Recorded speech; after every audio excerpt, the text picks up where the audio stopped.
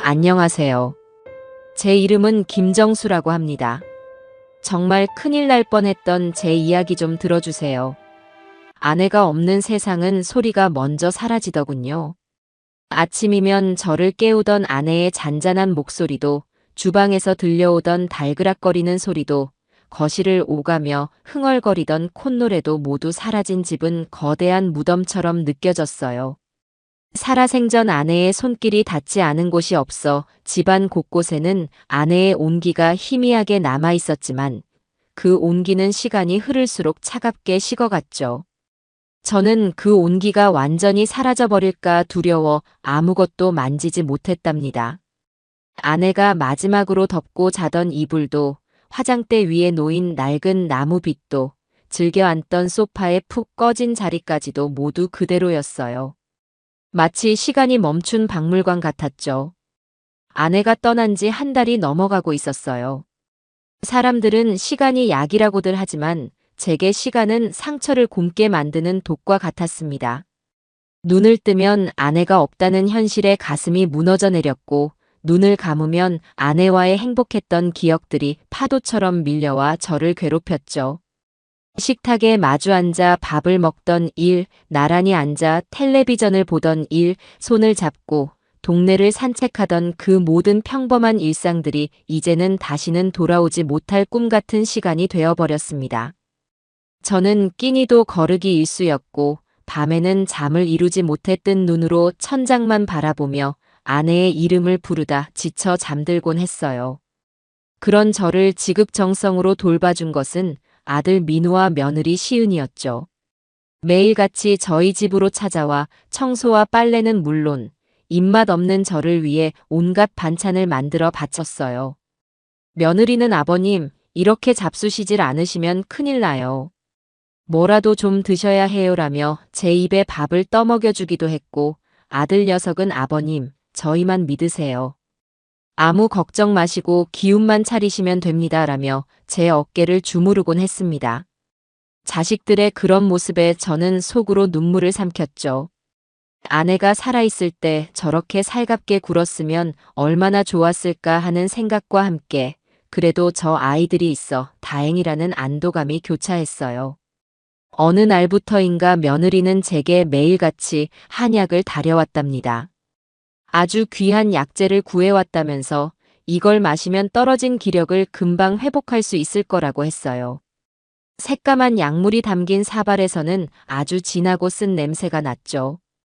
입맛이 없어 넘기기 힘들었지만 자식의 정성을 무시할 수 없어 저는 매일 아침 저녁으로 그 약을 받아 마셨습니다. 아버님, 약효가 좋아서 그러니 드시고 나면 푹 주무셔야 해요. 며느리는 늘 그렇게 말하며 제가 약을 다 마시고 자리에 눕는 것까지 확인하고 나서야 돌아갔어요. 그런데 이상한 일이었습니다. 기력을 찾아준다는 그 약을 마실수록 제 몸은 오히려 더 무거워지는 듯 했어요. 낮에는 머리가 솜이 물에 젖은 것처럼 무겁고 멍했으며 밤에는 악몽에 시달리기 일쑤였죠. 일어서려고 하면 방 안이 통째로 기울어지는 듯한 현기증이 저를 덮쳤고 눈앞이 캄캄해졌다가 다시 흐릿하게 초점이 잡히기를 몇 번이나 반복했는지 모릅니다. 아들 내외에게 이런 증상을 이야기하면 그들은 다 기력이 쇠하셔서 그런 거예요. 약을 꾸준히 드시면 괜찮아질 겁니다 라는 말만 되풀이할 뿐이었어요. 저는 그저 그런가 보다, 아내를 잃은 슬픔이 내 몸을 이렇게까지 망가뜨렸나 보다 하고 생각할 수밖에 없었죠. 그날도 저는 며느리가 주고 간 약을 마시고 일찍 자리에 누웠어요. 어김없이 몸은 천근만근 무거웠고 머릿속은 안개가 낀 것처럼 흐릿했죠. 그렇게 얼마나 깊은 잠에 빠져들었을까요? 꿈에 아내가 나타났습니다. 하지만 늘 그립던 따뜻하고 온화한 모습이 아니었어요.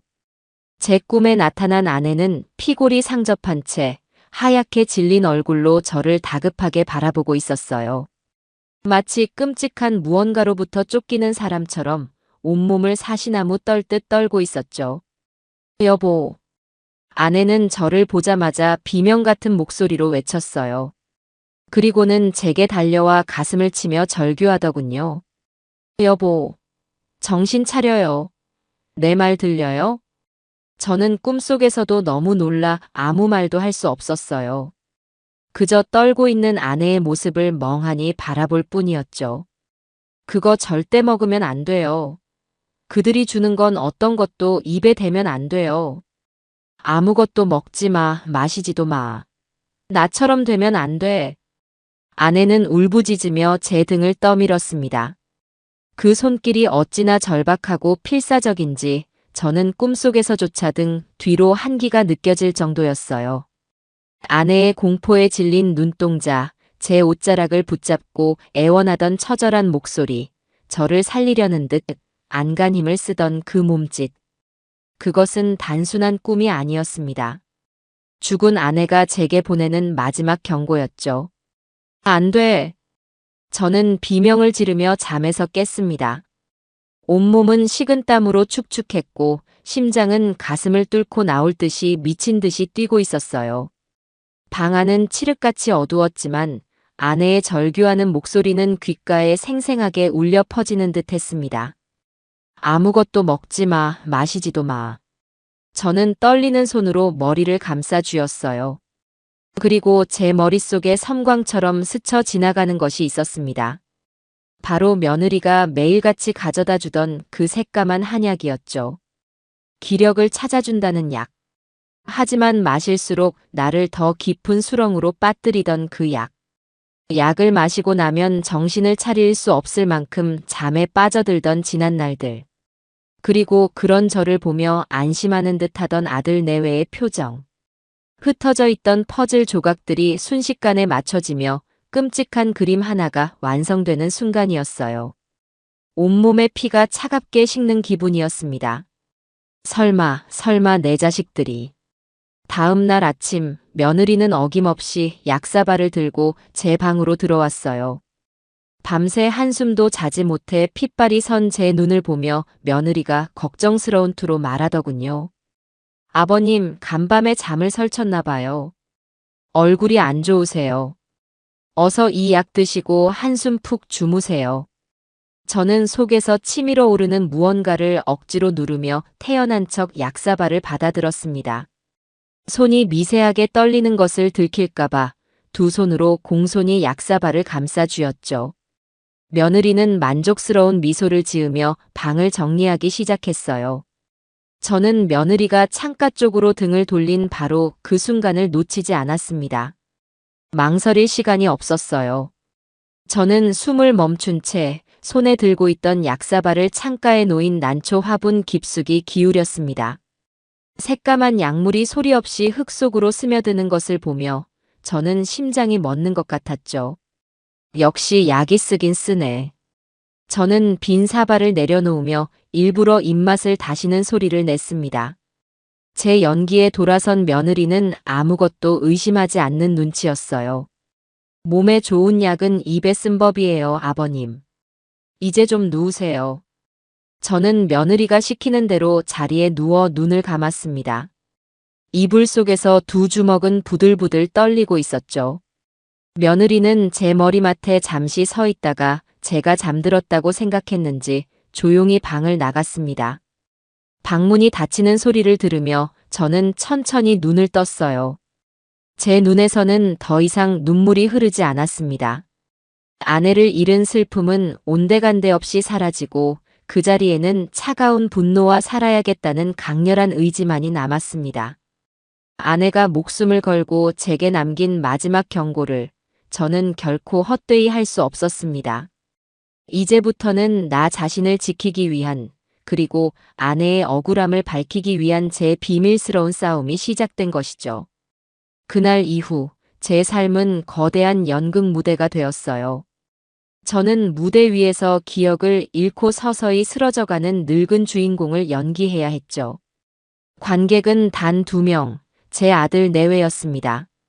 그들의 눈을 속이고 이 집을 빠져나가기 위해서는 지금껏 제가 살아온 인생만큼이나 완벽한 연기가 필요했어요. 매일 아침 며느리가 가져오는 약사발을 받아들고는 고맙다는 말을 잊지 않았습니다. 그리고는 놈들이 등을 돌린 찰나의 순간을 이용해 화분 깊숙이 그 검고 끈적한 액체를 쏟아부었죠. 빈 사발을 내려놓으며 일부러 입맛을 다시고 때로는 약이 너무 쓰다며 인상을 찌푸리는 것까지 잊지 않았답니다. 며칠 동안 그들의 감시망을 벗어날 방법을 찾기 위해 꼴몰했어요. 제 머릿속은 마치 장기판처럼 복잡했죠.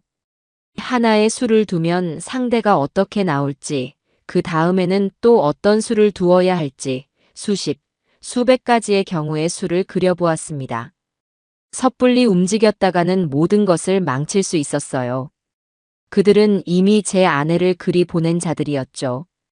저 하나쯤이야 어떻게 하는 것은 일도 아닐 거라는 생각이 들자 등골이 서늘해졌습니다.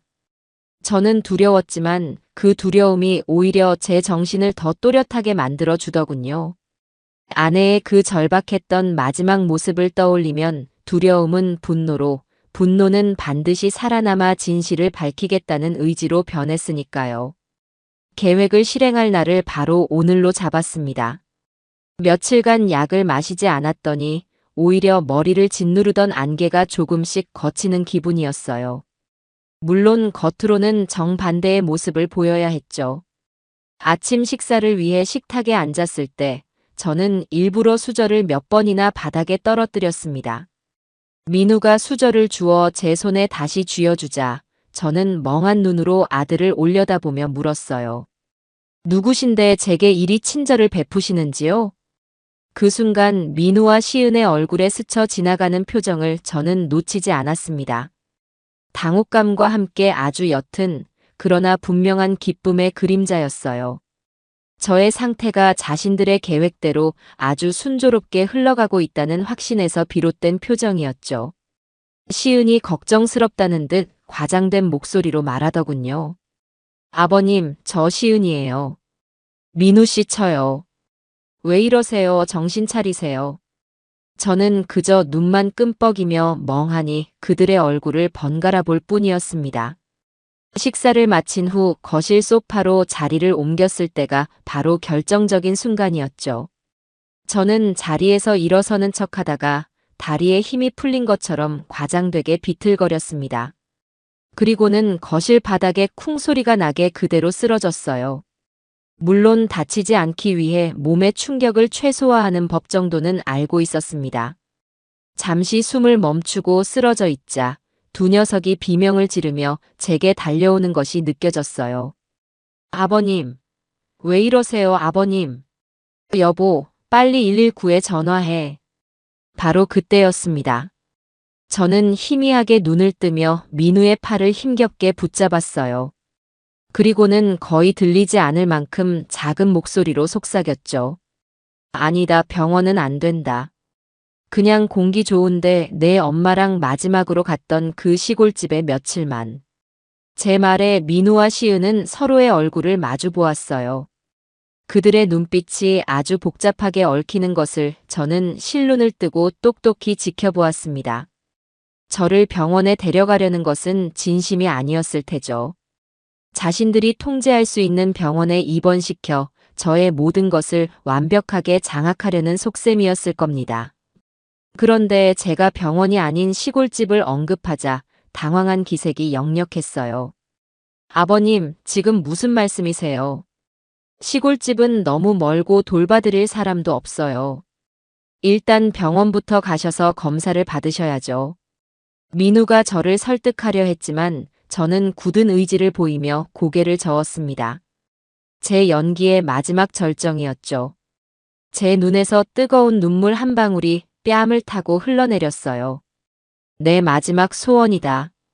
내 엄마와의 추억이 가득한 거기서 며칠만이라도 있다 오게 해다오. 더 늦기 전에. 마지막 소원이라는 말에 두 녀석의 얼굴이 미세하게 굳어지는 것이 보였습니다. 놈들은 분명 속으로 계산기를 두드리고 있었을 테죠. 이대로 저를 병원으로 끌고 가는 것이 이득일지 아니면 마지막 소원이라니 들어주는 척하며 환심을 사는 것이 나을지. 어차피 약 때문에 제 수명이 얼마 남지 않았다고 확신하고 있다면 굳이 반대해서 의심을 살 필요는 없다고 판단했을지도 모릅니다. 결국 민우가 먼저 입을 열었어요. 알겠습니다, 아버님.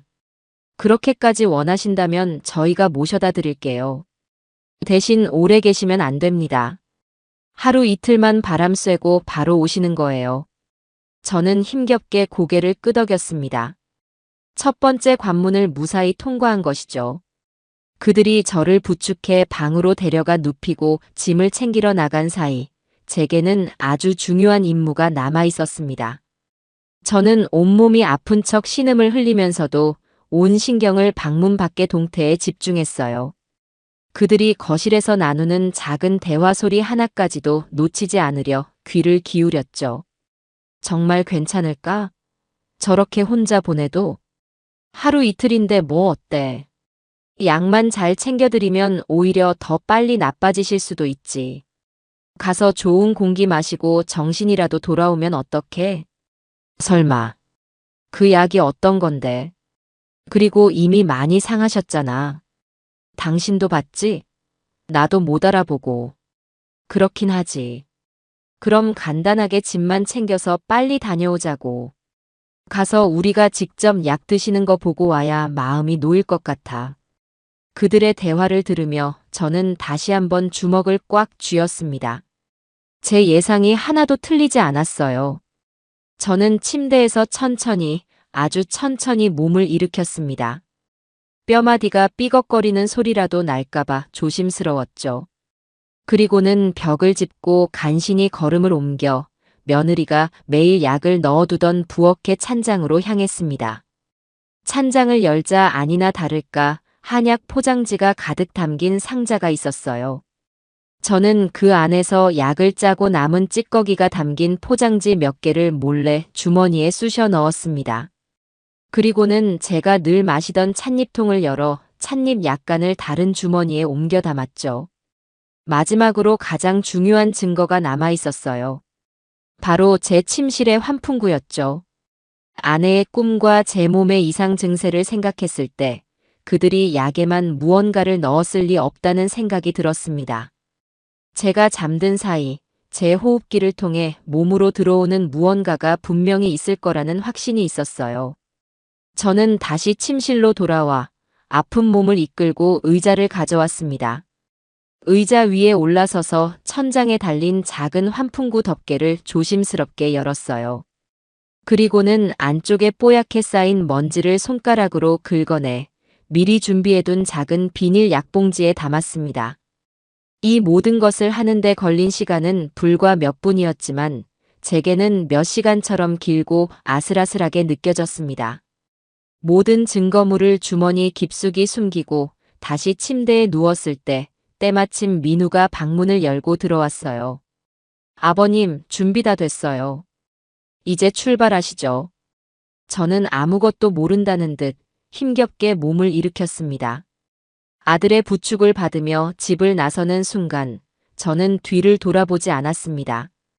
아내와의 행복한 추억이 가득했던 이 집은 이제 제게 끔찍한 감옥이자 진실을 밝혀야 할 범죄 현장이 되어버렸으니까요. 시골집으로 향하는 차 안에서 저는 창밖으로 빠르게 스쳐 지나가는 풍경들을 멍하니 바라보았어요.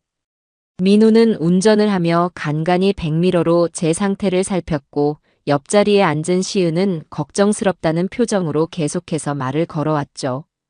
아버님, 불편한 데는 없으세요? 거의 다 왔으니 조금만 참으세요.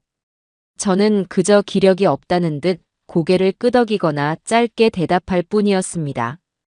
제 머릿속은 오직 앞으로의 계획으로 가득 차 있었으니까요.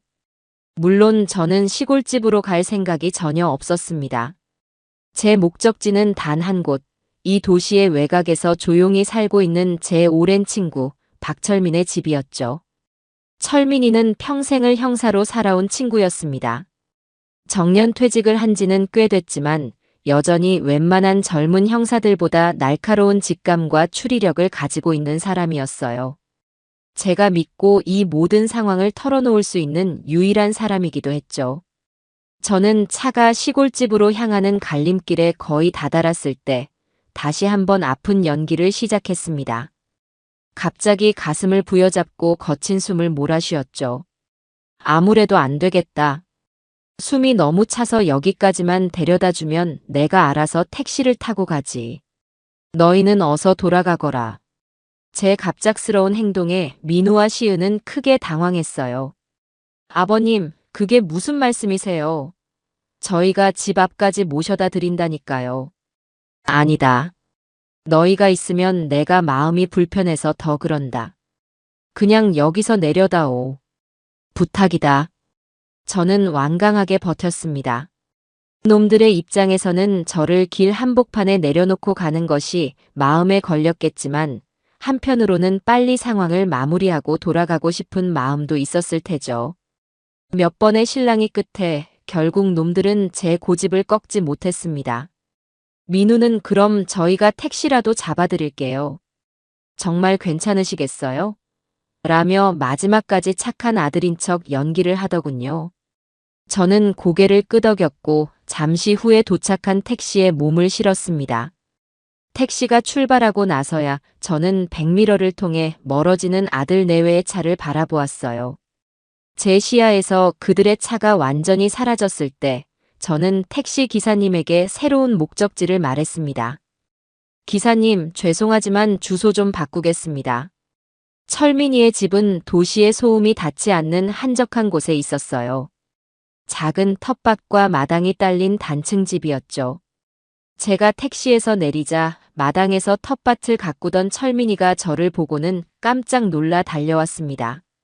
아니, 정수 너 아니냐? 이 시간에 웬일이야? 무슨 일 있어? 평생의 친구는 제 얼굴에 드리운 어두운 그림자를 단번에 알아보더군요. 저는 친구의 부축을 받으며 집 안으로 들어갔습니다. 집 안은 소박했지만 아주 깔끔하게 정돈되어 있었어요. 은은하게 퍼지는 흙냄새와 나무 냄새가 제 긴장된 마음을 조금은 편안하게 해주는 것 같았죠. 철민이는 제게 따뜻한 물 한 잔을 건네며 말없이 저를 바라보았습니다. 제가 먼저 입을 열 때까지 묵묵히 기다려주는 친구의 배려가 고마웠어요. 저는 어디서부터 어떻게 이야기를 시작해야 할지 몰라 한참을 망설였습니다. 그리고는 주머니 깊숙한 곳에서 제가 몰래 챙겨온 약병과 비닐봉지를 꺼내 테이블 위에 올려놓았죠. 철민아, 나 좀 도와줘야겠다. 아무래도 내가 단단히 잘못된 것 같아. 저는 지난 한 달간 제게 일어났던 모든 일들을 친구에게 털어놓기 시작했습니다. 아내의 죽음 이후 깊어진 슬픔, 아들 내외의 과도한 친절, 매일 마셔야 했던 한약과 그 약을 마신 뒤부터 시작된 이상 증세, 그리고 결정적으로 아내가 나타났던 그 끔찍했던 꿈 이야기까지. 제 이야기를 듣는 내내 철민이는 아무 말도 하지 않았어요. 그저 미간을 찌푸린 채 제 이야기에만 집중했죠. 평생 수많은 사건 파일을 들여다봤을 그의 눈이 그 어느 때보다 날카롭게 빛나고 있었습니다. 모든 이야기를 마쳤을 때 방 안에는 무거운 침묵이 흘렀어요. 철민이는 테이블 위에 놓인 증거물들을 한참 동안 말없이 바라보더군요. 그리고는 낮은 목소리로 제게 물었습니다. 그래서 너는 민우랑 너의 며느리가 너의 아내를, 그리고 너까지도. 친구는 차마 말을 끝까지 잇지 못했지만 저는 그 뒷말이 무엇인지 알 수 있었어요. 저는 힘겹게 고개를 끄덕였습니다. 처음에는 믿고 싶지 않았어. 내 아들인데, 내 자식인데 어떻게 그런 끔찍한 생각을 할 수 있겠나 싶었지. 하지만 모든 정황이, 모든 조각들이 너무나도 정확하게 하나의 그림을 가리키고 있어.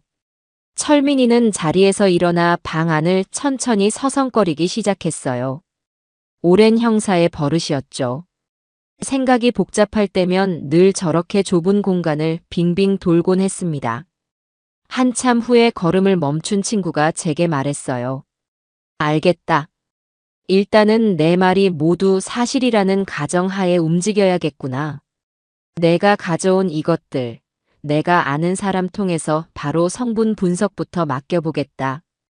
결과가 나오려면 며칠 걸릴 거야. 그동안 너는 여기 내 집에 머물러. 절대 아무에게도 연락하지 말고 특히 민우 녀석에게는 더더욱. 알겠지? 저는 친구의 말에 다시 한번 고개를 끄덕였습니다. 혼자서는 도저히 감당할 수 없을 것 같던 막막함과 두려움이 친구의 단호하고 믿음직한 목소리를 듣자 조금은 가시는 것 같았어요. 결과를 기다리는 며칠은 제 인생에서 가장 길고 고통스러운 시간이었습니다. 저는 철민이의 집에서 꼼짝없이 머물며 바깥 세상과 단절된 채 지냈어요. 민우에게서는 몇 번이나 전화가 왔지만 철민이의 조언대로 저는 단 한 통의 전화도 받지 않았습니다. 제 머릿속은 온갖 상상과 추측으로 들끓었죠. 만약 내 생각이 틀렸으면 어떡하지? 모든 것이 아내를 잃은 슬픔 때문에 생긴 내 망상이라면? 하지만 그럴 때마다 꿈속 아내의 절박한 얼굴과 제 몸을 짓누르던 이상한 무기력감이 떠올라 고개를 저었습니다. 아니, 이건 현실이야. 내가 지금 겪고 있는 명백한 현실이라고. 그러던 중 저는 아내의 유품을 정리하다가 가져온 작은 손가방을 무심코 열어보게 되었어요. 아내가 늘 가지고 다니던 낡은 가방이었죠. 가방 안에는 손수건과 작은 거울, 그리고 약국에서 받아온 듯한 낡은 약 봉투 몇 개가 들어 있었습니다. 무심코 그 약 봉투들을 살펴보던 제 손이 순간 그대로 멈추었습니다. 약 봉투 하나는 약국 이름과 날짜가 인쇄된 평범한 봉투였지만 다른 하나는 아무것도 인쇄되지 않은 하얀 봉투였어요. 그리고 그 하얀 봉투의 뒷면에 아내의 희미한 글씨체로 무언가 적혀 있는 것이 보였습니다. 어지러움. 숨이 참. 민우가 준 차를 마신 뒤부터 그 짧은 문장을 읽는 순간 제 심장이 바닥으로 쿵 하고 떨어지는 것 같았습니다. 온몸에 피가 역류하는 듯한 충격에 숨을 쉴 수 없었어요. 아내 역시 저와 똑같은 증상을 겪었던 겁니다. 그리고 그 원인이 민우가 준 차 때문이라는 것까지 어렴풋이 짐작하고 있었던 것이죠. 저는 떨리는 손으로 약 봉투를 구겨 쥐었습니다. 이것으로 모든 것이 명백해졌어요. 더 이상의 의심도 망설임도 없었습니다. 제 아내는 병으로 세상을 떠난 것이 아니었어요. 제 자식들의 손에 의해 서서히 고통스럽게 죽어갔던 겁니다. 바로 그날 저녁 철민이가 굳은 얼굴로 집으로 돌아왔습니다. 친구의 손에는 작은 서류 봉투 하나가 들려 있었죠. 성분 분석 결과가 나온 것이었습니다. 철민이는 아무 말 없이 봉투를 열어 내용물을 제게 건넸어요. 제 눈에 들어온 것은 알아볼 수 없는 여러 화학 기호와 숫자들의 나열이었습니다. 철민이가 서류의 내용을 하나씩 짚어가며 차분하게 설명해 주었죠. 내가 가져온 한약 찌꺼기와 찻잎에서는 아주 미량이지만 특정 식물에서만 추출되는 신경계 교란 성분이 검출됐다.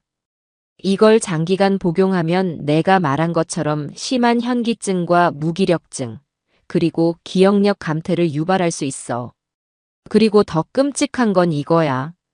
철민이가 가리킨 곳은 환풍구 먼지 분석 결과였습니다. 내 침실 환풍구에서는 아주 유해한 곰팡이 포자가 다량으로 발견됐어. 이건 일반적인 환경에서는 절대 이렇게 많이 번식할 수 없는 종류야. 누군가 인위적으로 배양하지 않고서는 불가능한 수치지. 이걸 밤새 호흡기로 마셨다고 생각해봐. 폐 기능이 서서히 망가지고 결국에는. 친구는 말을 멈추었지만 저는 모든 것을 이해했습니다. 아내의 마지막이 어떠했을지, 그들이 저에게 무엇을 하려 했는지가 눈앞에 선명하게 그려졌습니다. 눈물이 나오지 않았어요. 슬픔이라는 감정은 이미 오래전에 메말라 버린 듯 했습니다. 제 가슴 속에는 차갑고 단단한 분노만이 용암처럼 들끓고 있었죠. 저는 친구를 바라보며 말했습니다. 철민아, 이제부터 시작이야. 내 아내를 위해서, 그리고 나 자신을 위해서. 저것들이 자신들의 죄에 대한 대가를 반드시 아주 혹독하게 치르게 만들어야겠습니다. 그날 이후 철민이의 집은 우리의 비밀스러운 전쟁을 준비하는 작은 작전 본부가 되었어요. 친구와 저는 밤낮으로 머리를 맞대고 앞으로의 계획을 의논했죠. 철민이는 제게 몇 번이고 다짐을 받았습니다. 절대 감정적으로 행동해서는 안 된다. 놈들이 우리 손바닥 위에서 스스로 무너져 내리게 만들어야 한다고요. 평생을 범죄자들과 싸워온 친구의 조언은 제게 큰 힘이 되었습니다. 제 안에서 들끓는 분노를 차가운 이성으로 다스리는 법을 배워야 했죠. 우리의 첫 번째 계획은 놈들의 탐욕을 극단까지 자극하여 스스로 덫에 걸려들게 만드는 것이었습니다. 그러기 위해서는 제가 다시 그 지옥 같은 집으로 돌아가야 했어요. 이전보다 훨씬 더 나약하고 모든 것을 포기했으며 판단력마저 완전히 상실한 늙은이의 모습으로 말이죠. 저는 전화를 걸어 민우에게 제 목소리를 들려주었습니다. 일부러 혀가 꼬인 듯 어눌한 발음으로 숨이 넘어갈 듯 힘없는 목소리로 말했어요. 민우야, 나다. 아무래도 내가 곧 갈 것 같구나. 빨리 와서 내 엄마가 남긴 것들이랑 내 것들 유산 정리나 좀 도와다오. 수화기 너머로 잠시 침묵이 흘렀어요. 민우 녀석은 분명 제 목소리를 들으며 제 상태가 얼마나 심각한지 가늠하고 있었을 테죠. 이내 걱정스럽다는 위선적인 목소리가 들려왔습니다. 아버님, 그게 무슨 말씀이세요? 제가 지금 바로 갈게요. 어디 계세요? 아니다, 오지 마라. 내가 내일 집으로 돌아가마. 마지막은 그래도 내 집에서 맞아야지. 저는 그 말만 남기고 전화를 끊었습니다. 미끼는 던져졌죠. 유산 정리라는 달콤한 말에 놈들은 분명 이성을 잃고 달려들 것이 분명했습니다. 다음 단계는 놈들의 탐욕을 더욱 확실하게 부채질할 미끼를 만드는 것이었어요. 철민이는 자신의 인맥을 총동원했죠. 며칠 뒤 제 손에는 아주 정교하게 위조된 서류 몇 장이 들려 있었습니다. 누가 봐도 진짜라고 믿을 수밖에 없는 금괴 보관증과 강남의 노른자 땅을 제 이름으로 소유하고 있다는 토지 매매 계약서였어요. 물론 전부 가짜였죠. 사람의 욕심은 말이다, 정수야. 눈앞에 진짜보다 더 진짜 같은 가짜를 들이밀었을 때 가장 크게 폭발하는 법이지. 철민이는 서류를 제게 건네며 말했어요.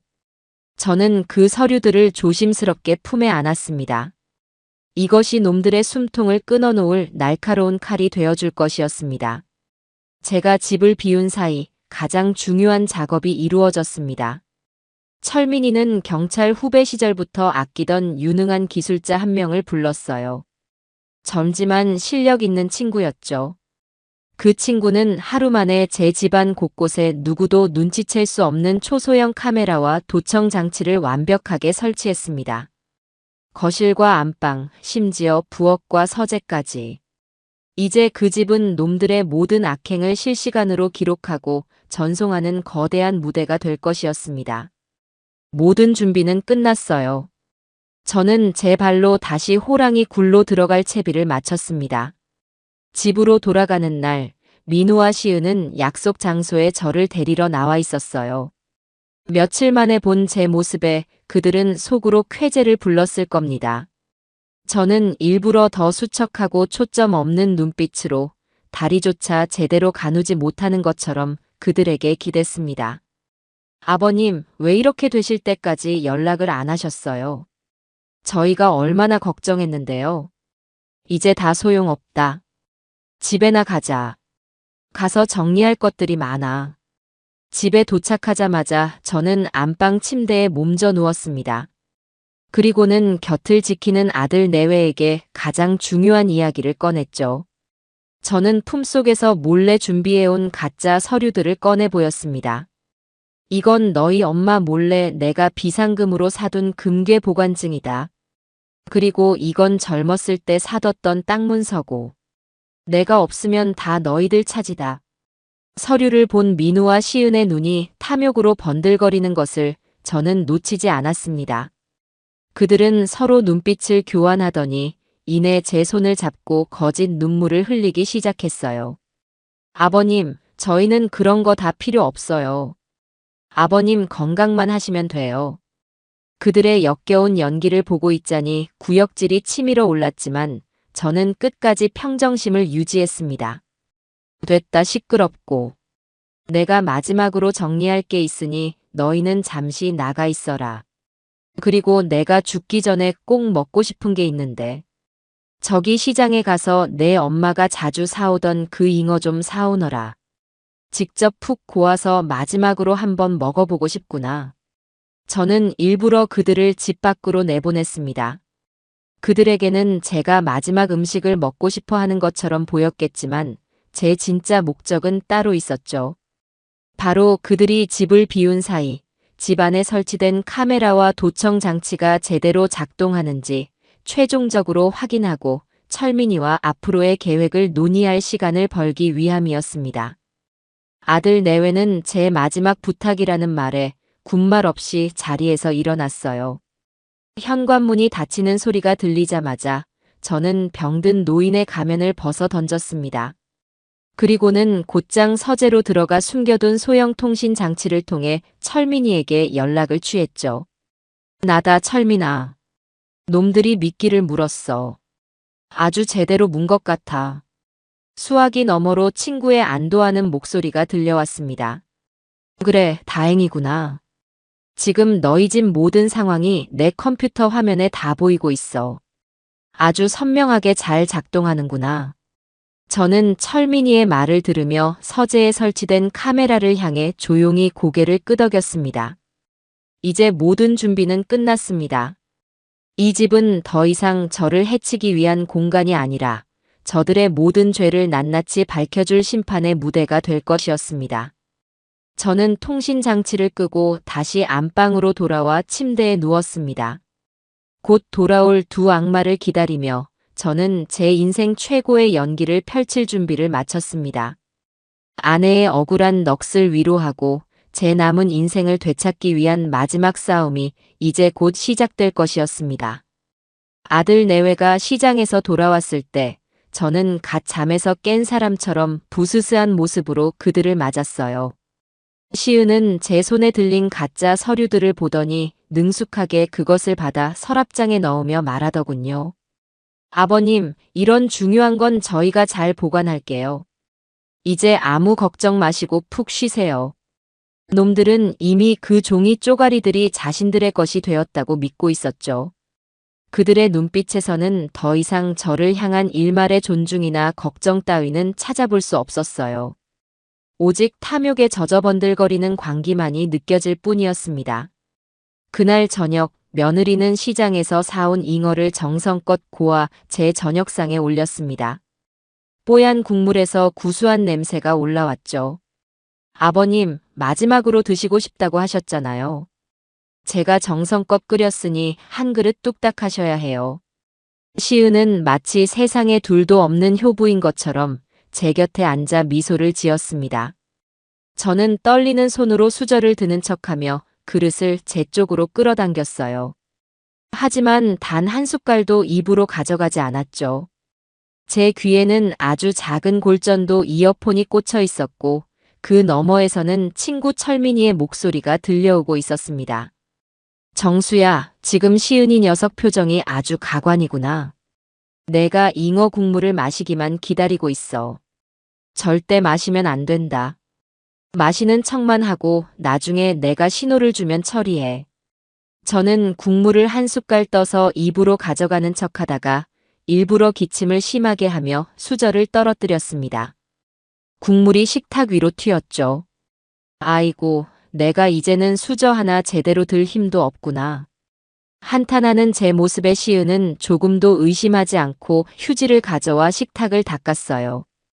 저는 그 틈을 이용해 국물 그릇을 침대 옆 작은 탁자로 옮겼습니다. 나중에 천천히 먹으마. 지금은 통 입맛이 없구나.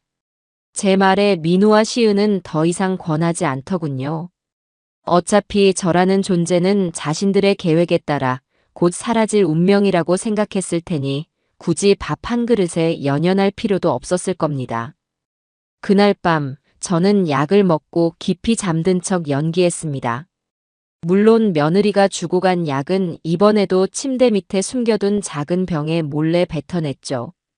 방 안의 모든 불이 꺼지고 집 전체가 깊은 정적에 휩싸였을 때 거실에서 두렁거리는 소리가 들려오기 시작했어요. 철민이가 설치한 고성능 마이크는 놈들의 작은 속삭임 하나까지도 놓치지 않고 제 귀로 생생하게 전달해 주었습니다. 오늘 아버님 보니까 정말 얼마 안 남으신 것 같지, 여보. 그러게 말이야. 말도 제대로 못하고 손도 벌벌 떨고 금괴랑 땅 문서까지 순순히 내놓으시는 거 보면 거의 다 됐다고 봐야지. 그나저나 그 금괴 진짜일까?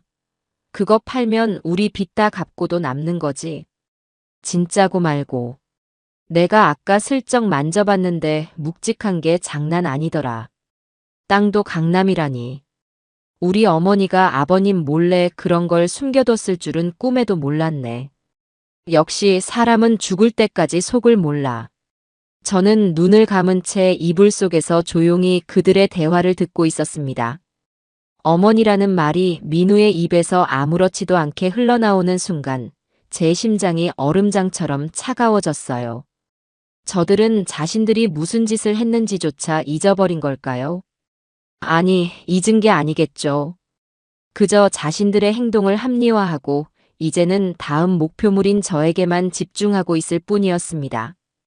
시은의 목소리가 이어졌어요. 그럼 우리 이제 뭐부터 할까? 저 영감탱이 정리되면 바로 금괴부터 찾는 거야? 그리고 저 집도 빨리 팔아버려야지. 재수 없는 집이야, 정말.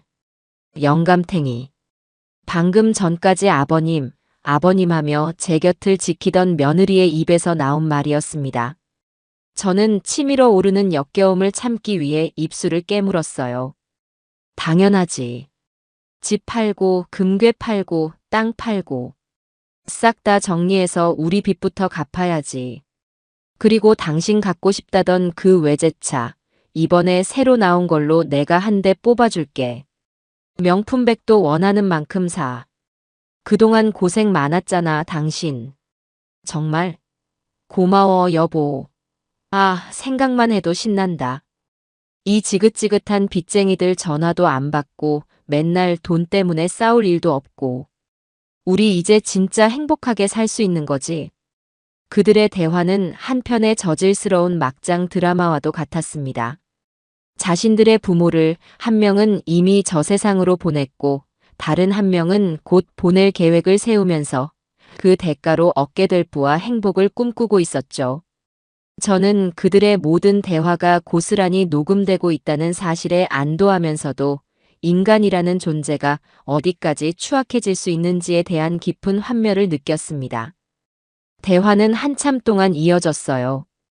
빚을 갚고 나서 어디로 이사를 갈지, 아이는 언제쯤 가질지, 해외여행은 어디로 갈지에 대한 희망에 부푼 계획들이었죠.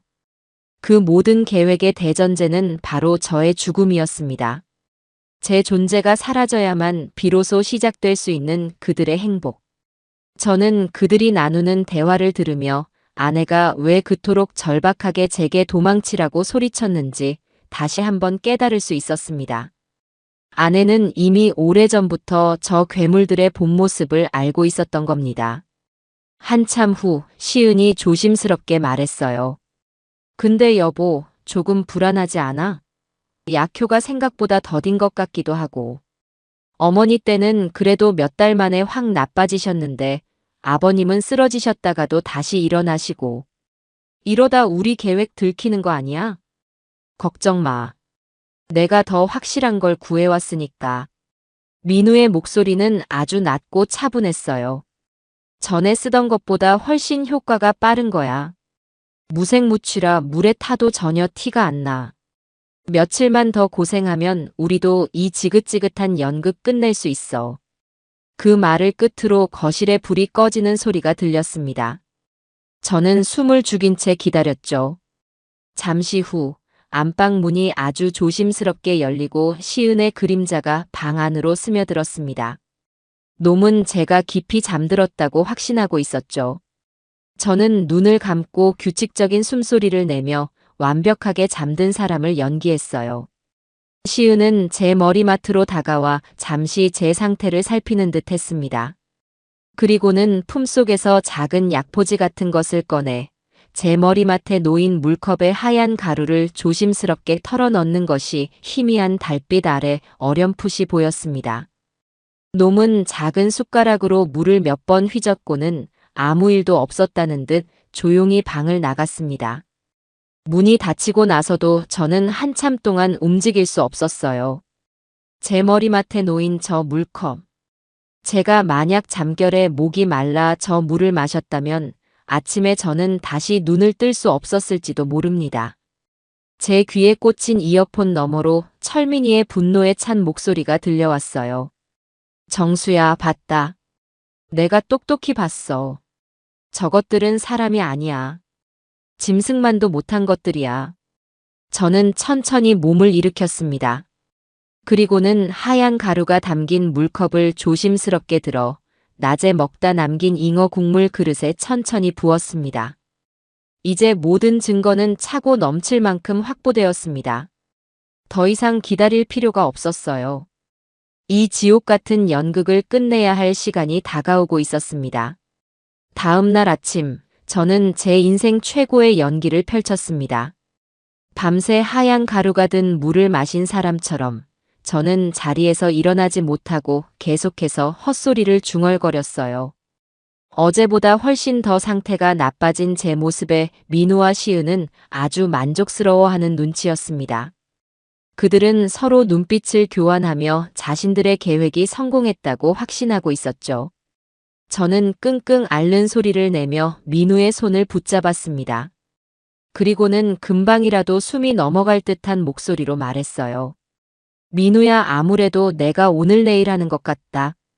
더 늦기 전에 법적으로 모든 걸 깨끗하게 정리하고 싶구나. 너희에게 내 모든 걸 물려준다는 유언장을 오늘 작성해야겠다. 유언장이라는 말에 두 녀석의 눈이 반짝 빛나는 것을 저는 놓치지 않았습니다. 시은이 냉큼 옆에서 거들더군요. 아버님, 저희가 아는 변호사님 있는데 그분 부를까요? 일 처리 아주 깔끔하게 잘하시는 분이에요. 저는 고개를 저었습니다. 아니다, 너희가 부르면 나중에 딴소리하는 친척들이 있을지 모른다. 내가 직접 공증까지 받을 수 있는 변호사로 부를 것이다. 그래야 뒤탈이 없지. 제 말은 아주 그럴듯하게 들렸을 겁니다. 재산을 물려받는 입장에서야 공증까지 받아주면 더 확실하고 좋은 일이었으니까요. 놈들은 제 제안에 아무런 의심 없이 동의했습니다. 저는 곧바로 철민이가 미리 알려준 번호로 전화를 걸었어요. 물론 이 모든 것은 철민이와 사전에 계획된 것이었죠. 제가 부른 변호사와 공증인은 모두 철민이가 섭외해둔 우리 계획의 마지막을 장식해줄 배우들이었습니다. 전화를 끊고 나서 저는 마지막 부탁이라며 아들 내외에게 말했습니다. 내가 마지막 가는 길인데 그래도 가장 좋은 옷으로 갈아입고 싶구나. 너희도 그냥 그렇게 있지 말고 내 마지막 길을 함께 해줄 사람들이니 가장 좋은 옷으로 갈아입고 오너라. 제 말에 민우와 시은은 잠시 의아한 표정을 짓더니 이내 고개를 끄덕였습니다. 아마도 제 마지막 허세라고 생각했겠죠.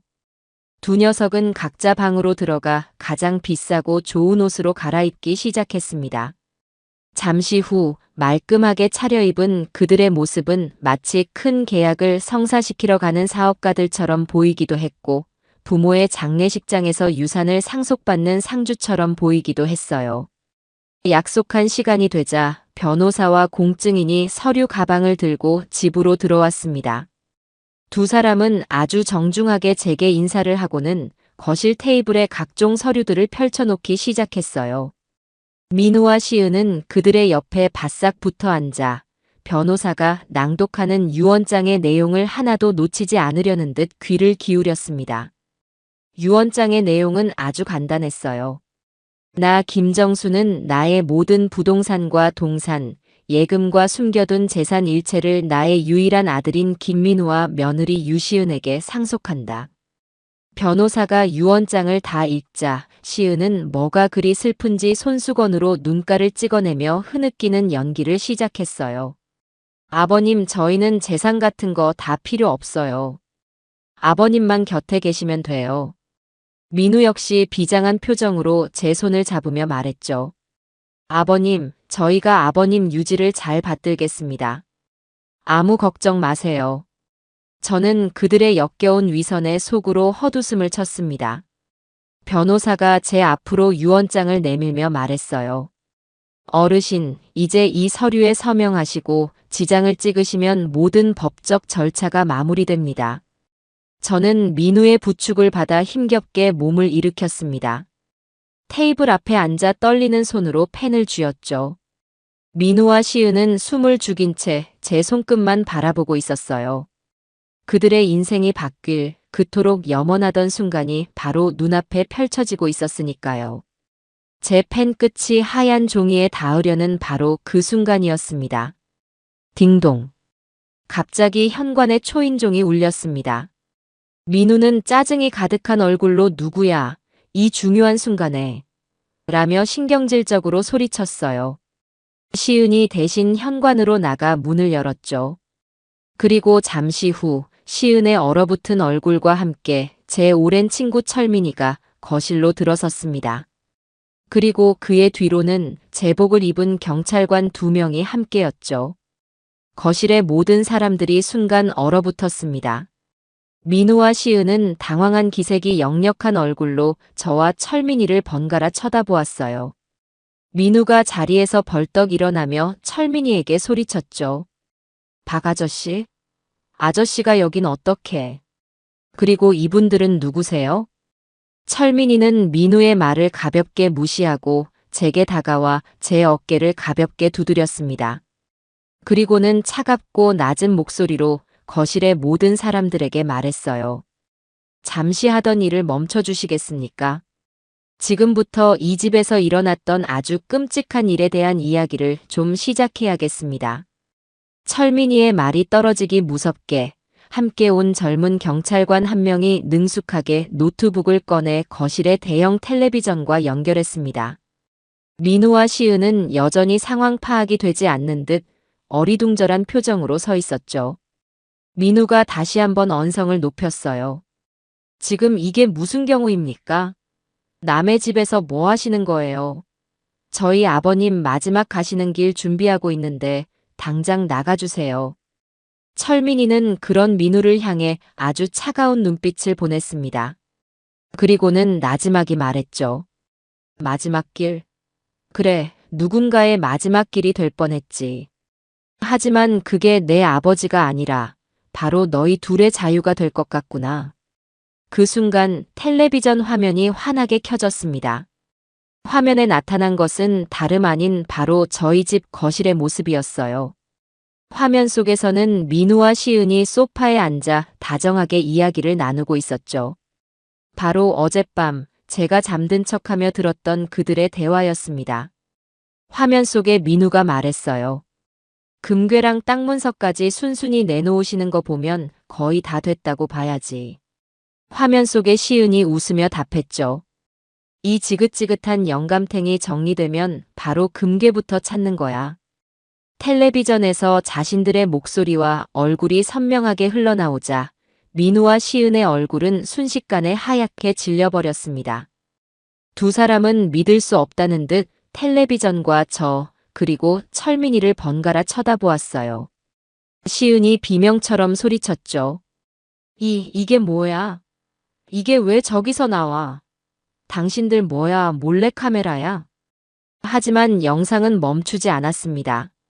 잠시 후 화면은 안방으로 바뀌었고 달빛 아래 시은의 형체가 나타났죠. 그리고 잠든 제 머리맡에 물컵에 하얀 가루를 타는 장면이 아주 선명하게 느린 화면으로 재생되었습니다. 그 장면이 나오는 순간 시은은 다리에 힘이 풀린 듯 바닥에 그대로 주저앉고 말았습니다. 아니야, 저건 내가 아니야. 영상이 끝나자 거실에는 무거운 침묵이 흘렀습니다. 변호사와 공증인은 물론 민우와 시은까지 모두가 충격에 빠져 아무 말도 하지 못했죠. 철민이가 그 침묵을 깨고 입을 열었습니다. 그는 서류 가방에서 또 다른 서류 뭉치들을 꺼내 테이블 위에 펼쳐 놓았어요.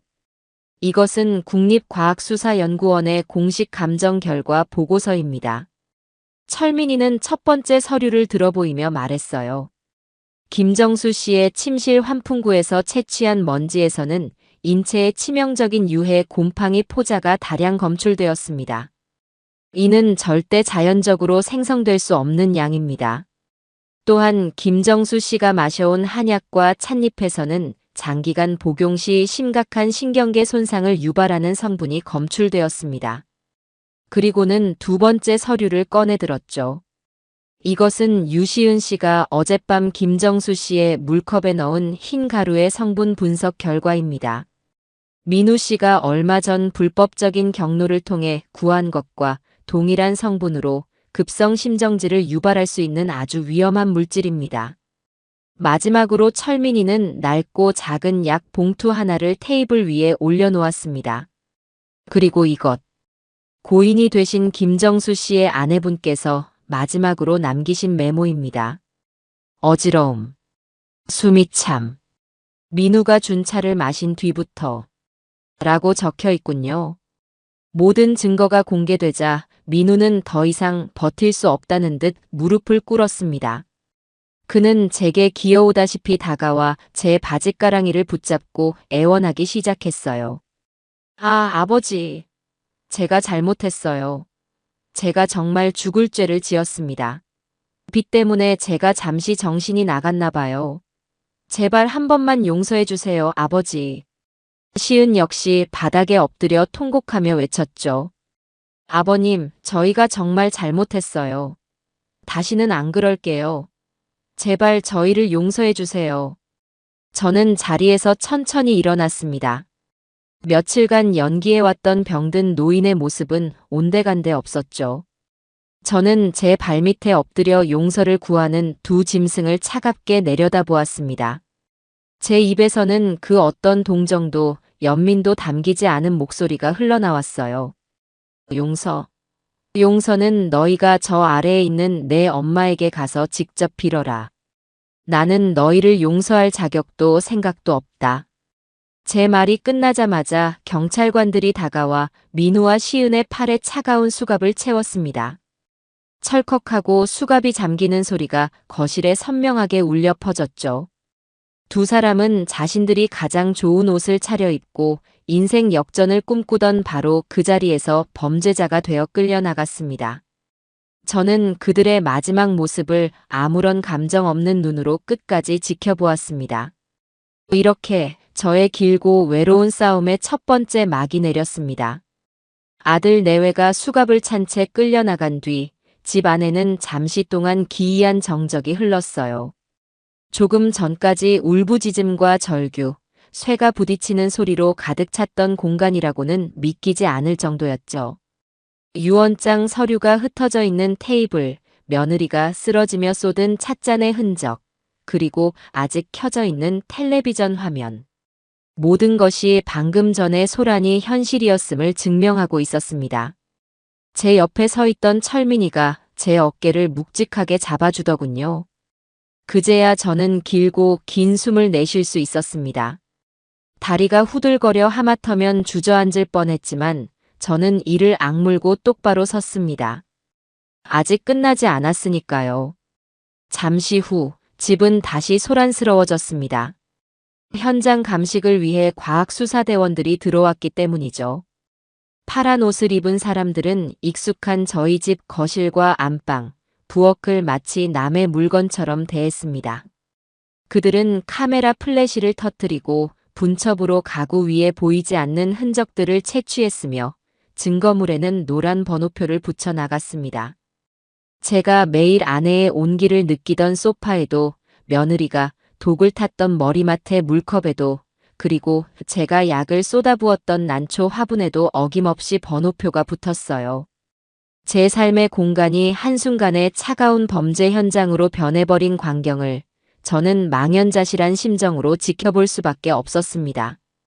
저는 남은 경찰관들과 함께 식탁에 앉아 정식으로 진술서를 작성하기 시작했습니다.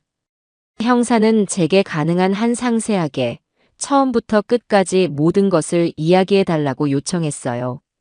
저는 차분하게 입을 열었습니다. 아내가 죽고 난 뒤에 깊은 슬픔에서부터 시작해 매일같이 마셔야 했던 한약, 그리고 제 몸에 나타났던 이상한 증상들. 제 이야기를 듣는 젊은 형사의 눈빛이 시시각각 변하는 것을 느낄 수 있었죠. 처음에는 그저 노인의 진술을 듣는 듯한 의례적인 표정이었다면 이야기가 진행될수록 점차 경악과 분노, 그리고 연민이 뒤섞인 복잡한 표정이 되어갔습니다. 아내의 꿈 이야기를 할 때는 제 목소리가 조금 떨리는 것을 어쩔 수 없었어요. 과학적으로는 설명할 수 없는 이야기였지만 그 꿈이 아니었다면 저는 지금 이 자리에 앉아 있을 수 없었을 테니까요. 형사는 제 말을 끊지 않고 묵묵히 모든 것을 기록했습니다. 그리고 제가 친구 철민이를 찾아가 증거 분석을 의뢰하고 놈들을 속이기 위해 다시 집으로 돌아와 연기를 펼쳤던 과정, 그리고 마지막으로 오늘 아침의 유언장 소동까지.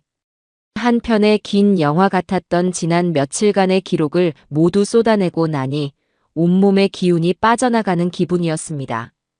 진술을 마친 뒤 철민이가 경찰서에서 막 돌아온 듯 굳은 얼굴로 제게 다가왔습니다. 경찰서에서는 이미 두 녀석에 대한 본격적인 조사가 시작되었다고 하더군요. 철민이는 제 옆에 앉아 낮은 목소리로 조사 상황을 들려주었습니다. 내 아들놈이랑 며느리 지금 서로에게 모든 걸 떠넘기느라 정신이 없단다. 아주 가관이야. 철민이의 말에 따르면 시은은 조사실에서 울고불고 난리를 치며 자신은 민우가 시키는 대로 했을 뿐이라고 주장하고 있었어요. 남편의 빚 때문에 어쩔 수 없이 가담했으며 자신은 절대로 아버님을 해칠 생각까지는 없었다고요. 며느리가 제 물컵에 약을 타는 영상이 나오자 그것은 민우가 수면제라고 속여서 준 것이며 자신은 그게 그렇게 위험한 것인 줄은 꿈에도 몰랐다고 변명했답니다. 반면에 민우는 모든 계획을 주도한 것이 시은이라고 주장하고 있었어요. 아내의 사치 때문에 빚이 늘어났고 시은이 먼저 아버님의 재산을 빨리 정리하자고 부추겼다는 것이죠. 자신은 아내의 등살에 못 이겨 마지못해 따른 것뿐이며 아버님을 직접적으로 해치려 한 것은 모두 아내의 생각이었다고 책임을 전가하고 있었습니다. 특히 아내의 죽음에 대해서는 아내가 아프다고 할 때 병원에 모시고 가자고 했지만 시은이 돈이 아깝다며 막았다고 자신은 끝까지 반대했다고 주장했답니다. 서로가 서로를 괴물이라고 부르고 있어. 평생을 함께하겠다던 부부가 어쩌면 저렇게까지 추해질 수 있는지 모르겠다. 철민이는 혀를 차며 말했어요. 저는 그들의 변명을 전해 들으며 헛웃음이 나왔습니다. 저들은 끝까지 자신들의 죄를 인정하지 않을 셈이었죠. 하지만 괜찮았습니다. 그들이 서로를 물어뜯으면 뜯을수록 그들의 죄는 더욱 명백하게 드러날 뿐이었으니까요.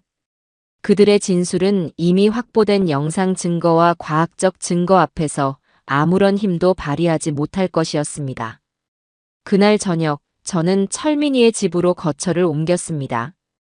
더 이상 그 집에서는 단 하루도 머물고 싶지 않았어요. 짐을 챙기러 잠시 들른 집은 텅 비어 있었지만 여전히 보이지 않는 끈끈한 아기가 집 안 곳곳에 남아있는 듯해 숨이 막혔습니다. 그리고 그때부터 전화가 울리기 시작했습니다. 소문은 생각보다 훨씬 빨랐죠. 처음 전화를 건 사람은 제 동생이었습니다. 수화기 너머로 들려오는 동생의 목소리는 충격과 불신으로 가득 차 있었어요. 형님. 이게 대체 무슨 소리야? 민우가 형님한테 아니 형수님한테까지.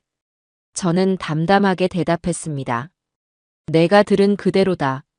모두 사실이야. 동생은 한동안 말을 잇지 못하더니 이내 울먹이며 말했어요. 어떻게 그럴 수가 있어. 형님 괜찮으세요? 제가 지금 바로 올라갈게요. 아내의 여동생, 즉 처제에게서는 거의 절규에 가까운 전화가 걸려왔습니다. 형부, 우리 언니가 그렇게 간 게 아니었다면서요. 그 금수만도 못한 것들 때문에. 형부, 어떻게 해요? 우리 언니 너무 불쌍해서 어떡해요? 저는 처제를 위로하며 걱정하지 말라고 반드시 언니의 억울함을 풀어주겠다고 몇 번이고 다짐해야 했습니다. 모든 전화가 위로와 걱정만은 아니었어요. 몇몇 먼 친척들은 아무리 그래도 자식인데 어떻게 경찰에 신고까지 하냐, 뭔가 오해가 있었을 거다, 대화로 잘 풀지 그랬냐는 식의 어처구니 없는 말을 하기도 했죠. 저는 그런 사람들에게는 아무런 대꾸도 하지 않고 조용히 전화를 끊었습니다. 그들의 무지함과 어리석음을 상대할 기운조차 남아있지 않았어요.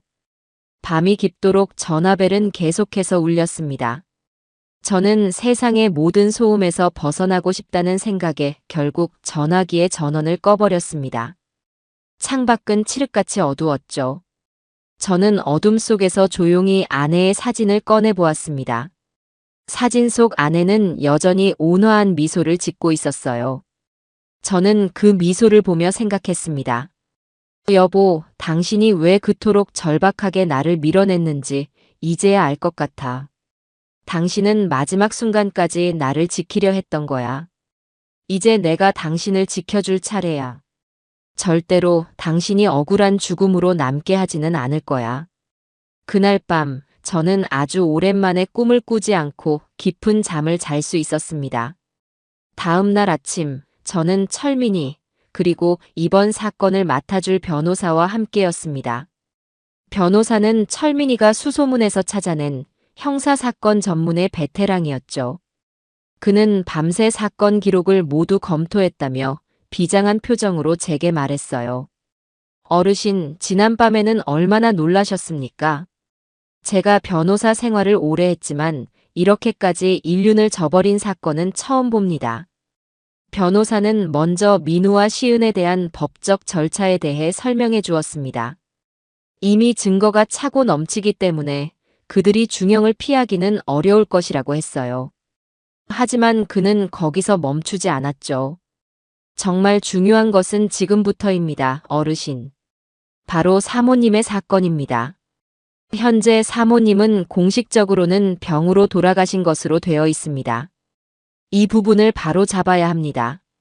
저는 오늘 검찰에 고 김민우, 유시은에 대한 추가 혐의와 함께 고인의 사건에 대한 재수사를 정식으로 요청할 계획입니다. 변호사의 단호한 말에 저는 고개를 끄덕였습니다. 그것이 제가 가장 바라는 것이었어요. 제 아내가 그저 병약해서 세상을 떠난 것이 아니라 저 악마들의 손에 의해 희생되었다는 진실을 세상에 밝히는 것. 그것이 제가 아내에게 해줄 수 있는 마지막 선물이자 제 자신에 대한 최소한의 도리라고 생각했습니다. 재수사 요청서를 접수하고 며칠 뒤 예상대로 언론이 움직이기 시작했습니다. 처음에는 작은 사회면 단신으로 시작된 이야기가 그 내용의 끔찍함 때문에 순식간에 모든 언론사의 주요 뉴스로 번져나갔죠. 효자 가면 쓴 아들 부부, 부모 재산 노리고 끔찍한 범행, 죽은 아내의 경고, 남편을 살렸다 등 자극적인 제목의 기사들이 쉴 새 없이 쏟아져 나왔습니다. 저희 집 앞에는 기자들이 진을 치기 시작했고 제 전화기는 모르는 번호로 쉴 새 없이 울려댔어요. 저는 모든 연락을 피한 채 철민이의 집에 머물렀습니다. 세상이 시끄러워질수록 저는 더욱 침착해져야 한다고 생각했죠. 철민이는 제게 이럴 때일수록 우리가 이야기의 주도권을 잡아야 한다고 조언했어요. 여기저기서 추측성 기사만 쏟아지게 놔두면 진실이 왜곡될 수 있어. 내가 직접 단 한 번만이라도 언론 앞에 나서서 정확한 사실을 이야기해 주는 게 좋겠다. 무엇보다 내 아내의 명예를 위해서라도 말이야. 친구의 말이 옳았습니다. 저는 고민 끝에 가장 신뢰도가 높은 방송사의 시사 프로그램과 단독으로 인터뷰를 하기로 결정했습니다. 며칠 뒤 철민이의 집 거실에서 인터뷰가 진행되었죠. 조명이 켜지고 카메라가 돌아가자 저는 잠시 눈을 감고 아내를 생각했습니다.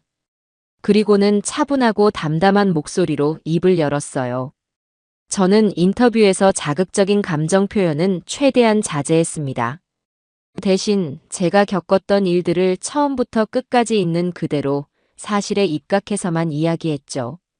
제 아내가 얼마나 따뜻하고 좋은 사람이었는지, 우리가 얼마나 평범하고 행복한 노년을 보내고 있었는지, 그리고 그 모든 것을 망가뜨린 것이 무엇이었는지에 대해서요. 저는 눈물을 흘리는 대신 굳은 표정으로 말했습니다. 저는 제 자식들에게 복수하고 싶지 않습니다. 다만 그들이 저지른 죄에 대한 정당한 대가를 치르기를 바랄 뿐입니다. 그리고 무엇보다 제 아내가 더 이상 억울한 죽음으로 남지 않기를 바랍니다. 제 아내는 병으로 죽은 것이 아닙니다. 제 아내는 세상에서 가장 믿었던 사람들에게 희생되었습니다. 이 진실만큼은 반드시 밝혀져야 합니다. 인터뷰가 방송된 후 세상의 여론은 완전히 제 쪽으로 기울었습니다. 사람들은 제 아내의 죽음을 애도했고 아들 내외의 반인륜적인 범죄에 대해 분노했죠. 이전까지 저를 비난하던 몇몇 친척들조차 더 이상 제게 아무 말도 하지 못했습니다. 한편 구치소에 수감된 두 녀석은 자신들의 상황이 얼마나 불리한지 깨닫기 시작한 모양이었습니다. 저에게 매일같이 편지가 도착하기 시작했어요. 처음에는 시은에게서, 며칠 뒤에는 민우에게서 도착했죠. 삐뚤빼뚤한 글씨로 가득 찬 편지지의 내용은 거의 비슷했습니다. 아버님, 제가 정말 죽을 죄를 지었습니다. 빚에 눈이 멀어 잠시 악마에게 영혼을 팔았던 것 같습니다. 매일 밤 아버님과 어머님께 용서를 빌며 눈물로 밤을 지새우고 있습니다. 부디 못난 며느리를 한 번만 용서해 주십시오. 아버지, 아들 민우입니다. 제가 아버지를 그리고 어머니를 배신한 천하의 불효자입니다. 하지만 아버지, 저도 정말 어쩔 수가 없었습니다. 시은이의 낭비와 빚 독촉에 시달리다 보니 저도 모르게 나쁜 마음을 먹었습니다. 이 모든 게 다 저를 잘못 만난 시은이 탓입니다. 부디 아들인 저를 외면하지 말아 주십시오. 저는 그 편지들을 단 한 줄만 읽고는 더 이상 읽지 않았습니다. 그들의 글에서는 단 한 줌의 진심도 느껴지지 않았기 때문이죠. 오직 자신들의 형량을 줄여보려는 얄팍한 계산과 동정심에 호소하려는 비겁함만이 가득했습니다. 심지어 마지막까지 서로에게 책임을 떠넘기는 추악함까지도요. 저는 그 편지들을 한데 모아 철민이와 함께 마당의 작은 아궁이에 던져버렸습니다. 편지지가 불꽃에 휩싸여 한 줌의 재로 변하는 것을 보며 저는 제 마음속에 남아있던 일말의 연민까지도 모두 태워버렸습니다. 저들에게는 용서가 아닌 오직 법의 냉엄한 심판만이 필요할 뿐이었죠. 시간이 흘러 첫 재판이 열리는 날이 다가왔습니다. 그날 아침 저는 아내의 영정 사진 앞에서 한참 동안 서 있었어요. 사진 속 아내는 여전히 따뜻하게 웃고 있었죠. 저는 깨끗하게 다린 양복을 입고 아내에게 부끄럽지 않은 남편이 되겠다고, 오늘 모든 진실을 밝히고 오겠다고 조용히 약속했습니다. 법원으로 향하는 내내, 그리고 법정의 증인석에 앉기까지 제 마음은 놀랍도록 차분했습니다. 이미 수백 번이나 마음속으로 되뇌었던 과정이었기에 두려움보다는 비장함이 더 컸어요. 방청석은 기자들과 사람들로 가득 차 있었고 저는 피고인석에 앉아 고개를 푹 숙이고 있는 두 녀석에게는 단 한 번의 눈길도 주지 않았습니다. 재판이 시작되고 검사가 자리에서 일어나 공소 사실을 읽기 시작했습니다. 검사가 나열하는 아들 내외의 죄목들은 하나하나가 비수처럼 제 가슴에 박혔어요. 존속 상해, 상해치사, 살인 예비 음모. 제가 지난 몇 달간 온몸으로 겪어내야 했던 끔찍한 시간들이 차가운 법률 용어로 변환되어 법정 안에 울려 퍼졌습니다. 그리고 마침내 제가 증인석에 섰을 때 법정의 모든 시선이 제게로 쏠렸습니다. 검사의 질문에 따라 저는 다시 한번 그 지옥 같았던 시간들을 증언해야 했어요. 제 목소리는 떨리지 않았습니다. 저는 마치 다른 사람의 이야기를 하듯 객관적이고 담담하게 사실만을 이야기했죠. 피고인들은 제 아내가 세상을 떠난 뒤 저를 극진히 보살피는 척하며 매일 정체불명의 한약을 먹였습니다. 그리고 제 침실에는 유해한 곰팡이를 피워 제가 잠든 사이에도 제 건강을 해치려 했습니다. 이 모든 것은 제 아내에게 했던 것과 똑같은 방식이었습니다. 제가 증언하는 동안 피고인석에 앉은 민우와 시은은 계속해서 훌쩍거렸습니다. 동정심을 유발하려는 얄팍한 연기였죠. 그들의 변호인은 저의 증언을 반박하기 위해 애썼습니다. 제가 아내를 잃은 슬픔 때문에 정신적으로 불안정한 상태이며 망상과 현실을 구분하지 못하고 있을 가능성이 있다고 주장했어요. 또한 제가 고령이라는 점을 들어 제 기억이 왜곡되었을 수 있다는 암시를 주기도 했죠. 하지만 그들의 모든 주장은 다음 증거가 재생되는 순간 산산조각 나고 말았습니다. 법정의 대형 스크린에 저희 집 거실과 안방에서 촬영된 영상이 재생되기 시작한 것이죠. 법정 안은 순식간에 물을 끼얹은 듯 조용해졌습니다. 방청석에서는 낮은 탄식과 경악의 소리가 터져나왔어요. 화면 속에서 자신들의 재산을 나누며 웃고 떠드는 모습, 저를 영감탱이라고 부르며 죽음을 재촉하는 모습, 그리고 마침내 시은이 제 물컵에 하얀 가루를 타는 장면이 적나라하게 재생되자 변호인조차 더 이상 아무 말도 하지 못했습니다. 영상이 끝나자 검사는 국과수의 분석 보고서와 아내의 마지막 메모를 증거로 제출하며 그들의 범행을 명백히 입증했습니다. 모든 증거 조사가 끝나고 검사의 최종 논고가 이어졌습니다. 검사는 자리에서 일어나 피고인석을 향해 손을 뻗으며 엄중한 목소리로 외쳤어요. 존경하는 재판장님, 이번 사건은 단순한 재산 다툼이 아닙니다. 이 사건의 본질은 세상에서 가장 신뢰해야 할 부모를 상대로 그들의 목숨을 담보로 자신들의 탐욕을 채우려 한 반인륜적이고 폐륜적인 범죄입니다. 피고인들은 자신들을 낳아주고 길러준 부모의 은혜를 원수로 갚았으며 마지막 순간까지 반성의 기미조차 보이지 않고 서로에게 책임을 떠넘기는 추악한 모습을 보였습니다. 이들에게는 법이 허용하는 가장 엄중한 처벌을 내려주시어 다시는 이 땅에 이와 같은 끔찍한 비극이 반복되지 않도록 경종을 울려주시길 바랍니다. 검사의 논고가 끝나고 민우와 시은에게 최후 진술의 기회가 주어졌습니다. 두 사람은 흐느끼며 준비해온 반성문을 읽어내려갔지만 그 어떤 말도 더 이상 방청석과 재판부의 마음을 움직이지 못했습니다. 그리고 마침내 선고의 날, 저는 다시 법정에 섰습니다. 재판장이 자리에서 일어나 판결문을 읽기 시작했어요. 그 시간은 영원처럼 길게 느껴졌죠. 피고인 김민우, 유시은에 대한 판결을 선고하겠습니다. 피고인들은 재판장은 그들의 죄를 하나하나 다시 읊으며 그들의 범행이 인간의 도리를 저버린 결코 용서받을 수 없는 행위임을 분명히 했습니다. 그리고 마침내 주문을 외웠죠. 피고인 김민우에게 징역 30년, 피고인 유시은에게 징역 25년을 선고한다. 판결이 내려지는 순간 시은은 비명을 지르며 그 자리에 쓰러졌고 민우는 망연자실한 표정으로 고개를 떨구었습니다. 방청석에서는 뒤늦은 정의의 실현에 안도하는 작은 술렁임이 일었죠. 저는 눈을 감았습니다. 기쁨도 슬픔도 분노도 아닌 아주 복잡하고 무거운 감정이 제 마음을 짓눌렀어요. 길고 길었던 싸움이 마침내 끝이 난 것이었습니다. 법정을 나오자 눈부신 햇살이 제 얼굴 위로 쏟아져 내렸습니다. 저는 하늘을 올려다보며 나지막이 속삭였어요. 여보, 이제 다 끝났어. 이제 정말 편히 쉬어요.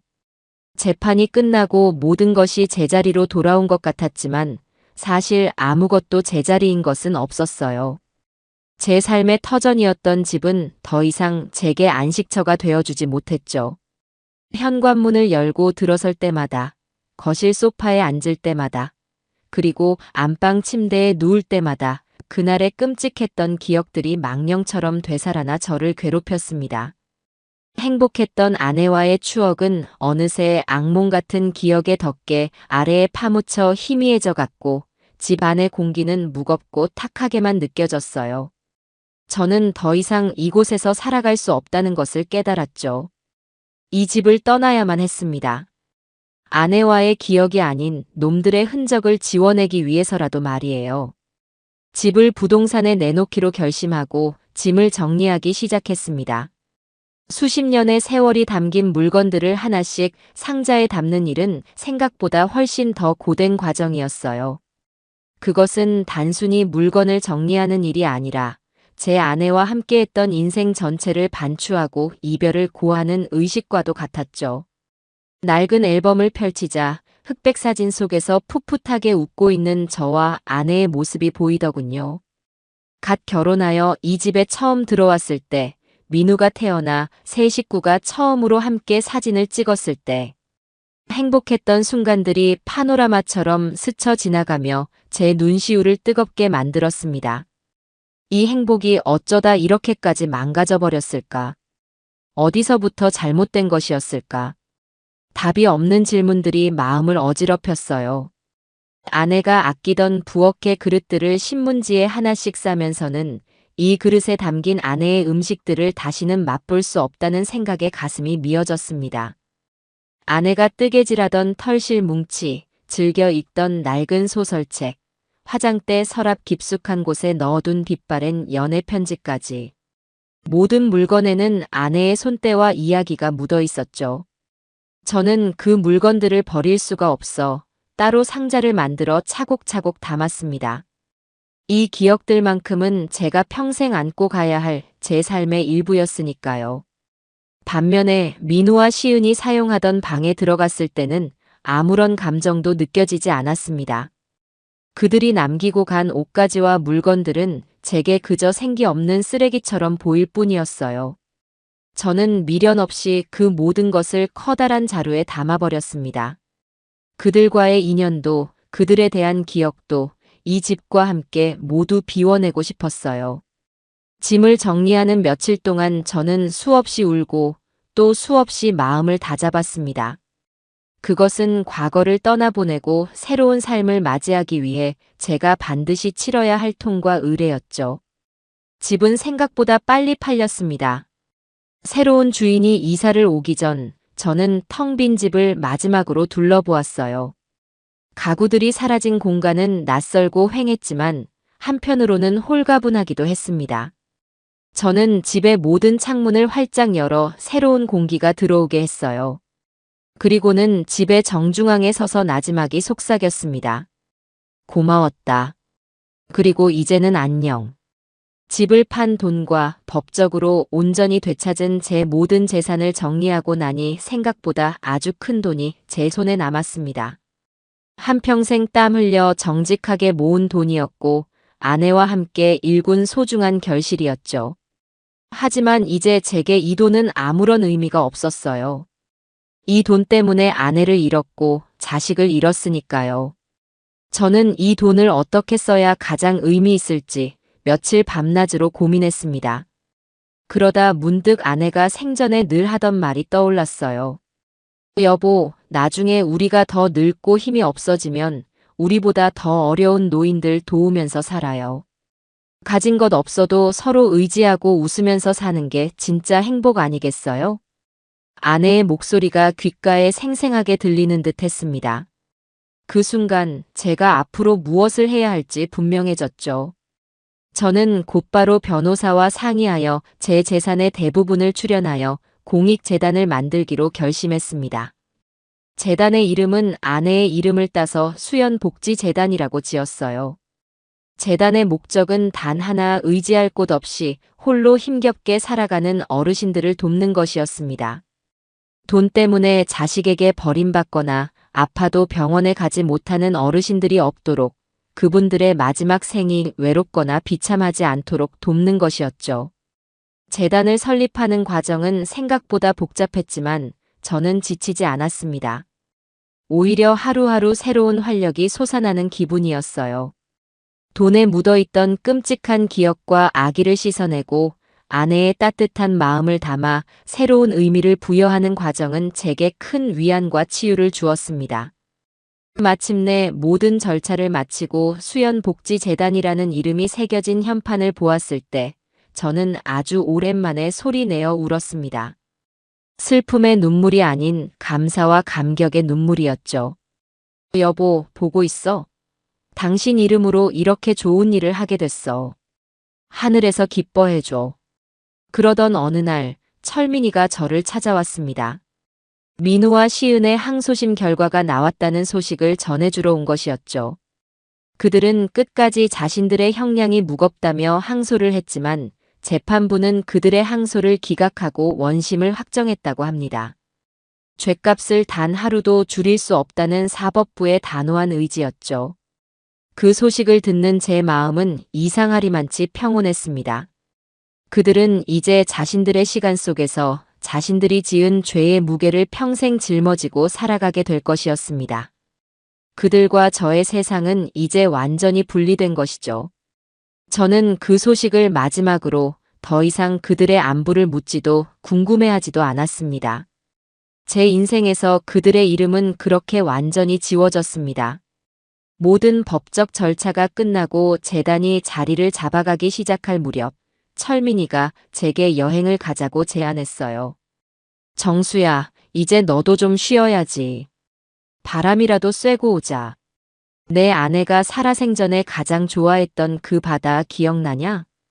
친구의 말에 저는 한참 동안 잊고 있던 동해의 어느 작은 바닷가 마을을 떠올렸습니다. 아내와 제가 젊었을 적부터 해마다 찾아가곤 했던 우리 둘만의 비밀스러운 추억이 가득한 곳이었죠. 저는 친구와 함께 며칠간의 짧은 여행을 떠났습니다. 차를 타고 동해로 향하는 길, 창밖으로 펼쳐지는 푸른 산과 들을 보며 제 마음도 조금씩 푸르게 물들어가는 것 같았어요. 예전 같았으면 옆자리에 앉아 제잘거리며 창밖 풍경을 설명해 주었을 아내의 빈자리가 느껴져 잠시 가슴이 시리기도 했지만 이제는 그 빈자리마저도 제 삶의 일부로 받아들일 수 있게 되었습니다. 목적지에 도착하자 짠내 섞인 바닷바람이 우리를 가장 먼저 반겨주었습니다. 수십 년이 지났지만 그 바다는 예전의 모습 그대로였어요. 끝없이 펼쳐진 수평선, 하얗게 부서지는 파도, 그리고 끼룩거리며 하늘을 나는 갈매기떼까지. 저는 친구와 함께 아무 말 없이 한참 동안 백사장을 걸었습니다. 발에 닿는 모래의 감촉과 귓가를 스치는 파도 소리가 지난 시간 동안 제 안에 쌓여있던 긴장과 슬픔을 조금씩 씻어내주는 것 같았죠. 그날 밤 저희는 바다가 보이는 작은 횟집에 마주 앉아 소주잔을 기울였습니다. 철민이가 먼저 입을 열었어요. 고생했다, 정수야. 정말 고생 많았어. 내가 이렇게 다시 일어서줘서 내가 얼마나 고마운지 모른다. 저는 말없이 잔을 채워 친구와 부딪혔습니다. 쓰디쓴 소주가 목을 타고 넘어갔죠. 철민아. 만약 내가 없었더라면 나는 지금 어떻게 됐을까? 아마 그 집에서 꼼짝없이 죽음을 기다리거나 모든 걸 다 뺏기고 길거리에 나앉았겠지. 너는 내 목숨뿐만 아니라 내 남은 인생 전부를 구해준 거야. 그런 소리 마라. 친구 사이에 당연히 해야 할 일을 했을 뿐이다. 오히려 내가 내게 고맙다. 내 덕분에 내가 아직 이 세상에 쓸모있는 사람이라는 걸 느낄 수 있었으니까. 저희는 그날 밤 아내와의 추억을 안주 삼아 많은 이야기를 나누었습니다. 아내를 처음 만났을 때의 설렘, 결혼 생활의 소소한 기쁨과 다툼, 그리고 아내가 얼마나 지혜롭고 따뜻한 사람이었는지에 대해서요. 이야기를 하면 할수록 아내가 더욱더 그리워졌지만 이제 그 그리움은 더 이상 저를 아프게 하지 않았습니다. 오히려 제 마음을 훈훈하게 데워주는 따뜻한 난로 같았죠. 다음 날 아침, 저는 동이 트기 전에 홀로 바닷가에 나갔어요. 수평선 너머로 붉은 해가 서서히 떠오르는 광경은 경이로울 정도로 아름다웠어요. 저는 아내가 남긴 유품 중에서 가장 아끼던 작은 손수건을 꺼내 고운 모래를 한 줌 담았습니다. 그리고는 바다를 향해 나지막이 말했죠. 여보, 이제 정말 당신을 보내줄게.